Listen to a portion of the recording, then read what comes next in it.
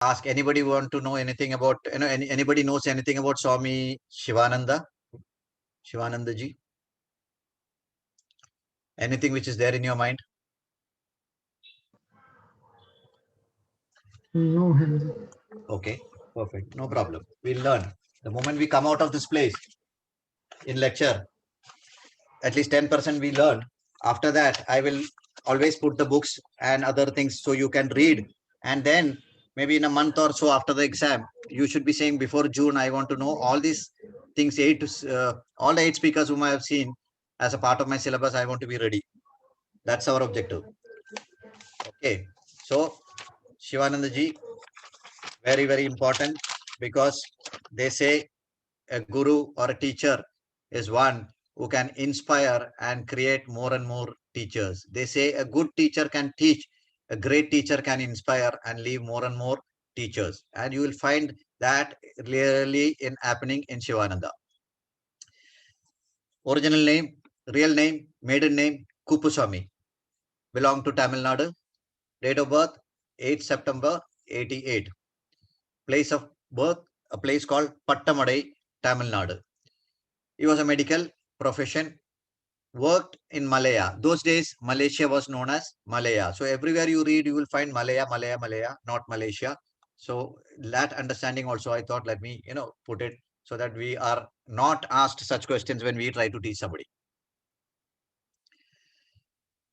Initial days, very strong physician, started seeing as many patients. Now, important thing is that while treating patient, there are two kind of people. One who will see that it's my profession. I need to practice, earn as much money, see as much patients, and ensure that people are cured.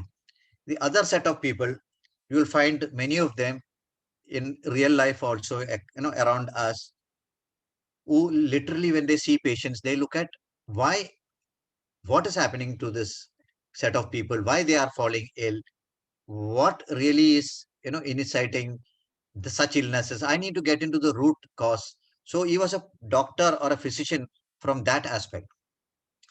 He started a medical journal called Ambrosia, which again is a very, very famous journal, which was more of information.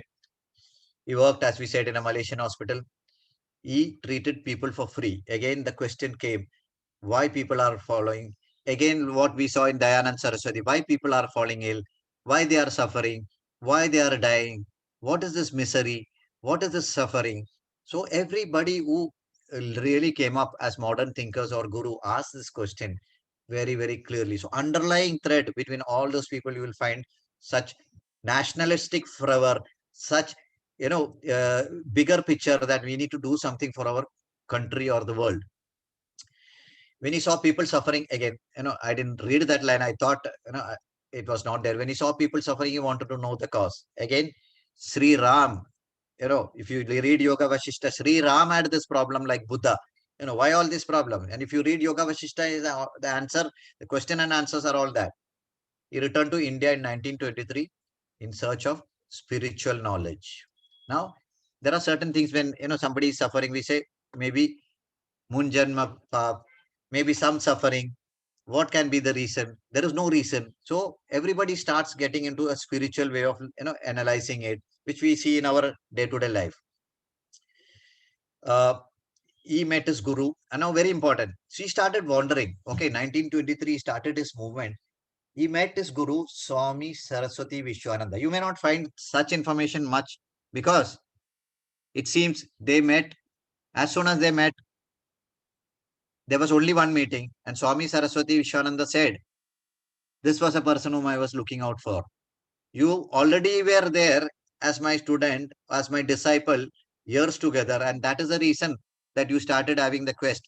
So now you are fully there, fully you are realized, and I don't have to spend much time." So one meeting, few minutes or something was a meeting between Swami Saraswati Vishwananda and uh, Shivananda. Sorry. Uh, very, very, they were all, now when we said about institutionalizing, we saw Dayananda Saraswati about Arya Samaj. Now we see Shivananda Ashram, Rishikesh, Divine Life Society, fantastic work they are doing. 1948. Just imagine, that time when India got independence, this was a time when these people went and set up Yoga, Vedanta Forest Academy. Many of those branches are abroad. Very important thing, yoga of synthesis. Now, very important point, yoga synthesis is nothing but Hatha Yoga, Raja Yoga, Karma Yoga, Bhakti Yoga, Jnana Yoga. It's a combination of all the things which he put together. And how he has put together, what exactly he mean by three aspects of it, we will be seeing it. Remember the word yoga synthesis. Synthesizing means mixing, cutting, pasting, all those things to put together to bring a whole. Analysis and synthesis, the opposite. Yoga means, now remember, yoga means what? Union of mind, body, spirit with the divine, which is nothing but a state of consciousness. Very, very simply put in, both individual and the universal, and the method to reach the goal. We always say, ha and ta, and Atman and Paramatman, self and the universal self, individual self and the universal self, all those things. So yes, nicely put in. That definition is very important. Whenever you write exams, anything, UGC or anything, you should remember that. Very fundamentally, we have brought in. Swami Shivananda's yoga, which he has called as yoga of synthesis, affects a harmonious development. And when I said trio, hand, head, and art, just see through the practice of Karma Yoga, Jnana Yoga, and Bhakti Yoga. What he meant was that whatever you do, your hand is a Karma Yoga. Whatever you use, your head is a Jnana Yoga. And heart is that passion, compassion, that karuna, all those things which you keep, towards your fellow beings. So that you, again, like what Dayananda Saraswati said, create a noble society.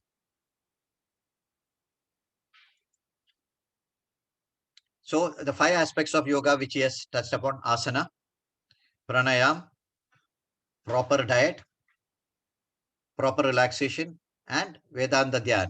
So, if you look at to study Shivananda, you will find these five aspects being prevalent in their systems. Okay. Just, 200 books. I add that total list with me. However, due to space or the purpose is not to show the list, but the top 10 books I have taken: Spirituality 101, Basics of Spirituality, Necessity of a Guru, Control of Mind, Sadhana, Satsang, and Swadhyaya, Meditation. And let me tell you, all these books are there for free download. Make use of it. Understand the depth in which the person has done and giving it back to the society. All those books are available. Very prolific writer, 200 plus. Also, there is a small book which is autobiography. Fantastic book. If you get access, it's widely available. You should be able to read that. Now, as I started by saying, very important thing. One is Shivananda's ashram and the set of people. These were the four people who worked with him: Swami Chidananda, Swami Satyananda, Swami Vishnu Devananda, and Swami Omkarananda. If you look at Swami Vishnu Devananda, just like Light on Yoga, which Iyengar has published, same way, Illustrated Book of Yoga is a fantastic book with pictures. So one should read that, Swami Vishnu Devananda. The last book which was released by Motilal Bansari Das again is on Atha Pratipiga. That is also a fantastic book, very commonsensically put in the in the Sattvic tradition. They have very, very clearly looked at, not from the tantric tradition, because Hatha Yoga, certain practices like Kechari and all, is a very tantric or Atharva Veda kind of approach. But Vishnu Devananda has brought it to a very Sattvic tradition. So that's a good, fantastic book by him. And the people, now that the next list is very interesting. Just imagine, Chinmaya Mission does not require introduction. Chinmayananda Saraswati's background, he was actually a journalist who worked in journalist who studied from MSU Baroda, worked in magazine, went to, totally he was against God. He was a real atheist. He was a real atheist and he wanted to disprove, rationalist he was more, and he wanted to disprove Shivananda is just a quack, just a charlatan, just a person who is doing false things. So he went to interview at Himalayas. It seems that before Chinmayananda started his journey itself, Shivananda knew that he is going to come. He spent around 8 to 10 days. After that, he left his journalism and he became a guru. Sachidananda Saraswati, Integral Yoga Institute around the world. Satyananda Saraswati does not require any introduction, correct? Bihar School of Yoga, the most famous today when we talk about from the yoga point of view. The last one is Shivananda Radha Saraswati, founder of Yashodhara Ashram, British Columbia, Canada. They are doing a lot of work in Canada, a lot of work. Just summarizing about Shivananda, he went on a pilgrimage throughout India in pursuit of knowledge. After deep study of yoga and philosophy, he came with synthesis of yoga.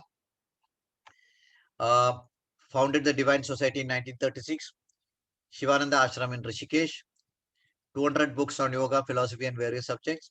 Founded the Indian traditional Ayurveda pharmacy. See, Ayurveda also what was practiced like as if it's like a Vaidya, where people stay in a village, the family tradition continues. And during this time, these were the people who really brought it to, post our uh, independence. These were the people who brought Ayurveda under a clinical approach and brought it to the pharmacy level. Very important. See, we knew Ayurveda existed, Charka and Sushrusha and all those things.